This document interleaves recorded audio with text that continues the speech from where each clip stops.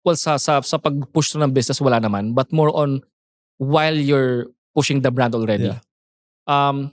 Sorry, ano talaga talagang hindi mo maiwasan yung colonial mentality. Yeah. Kagaya sa mo kayo sa intro, diba, pag sinabing local, dapat ganito lang yung standard natin.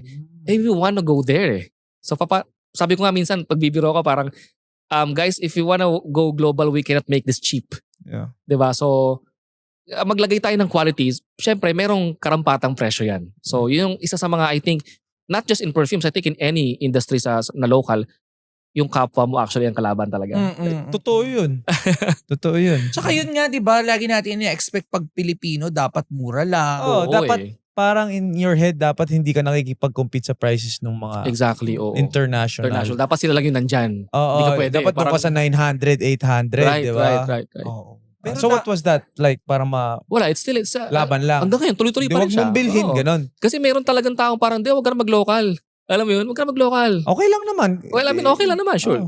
Pera mo naman yan, di ba? Parang, yun, di talaga siya mawawala. Na mayroon talaga hindi susuporta sa kapwa.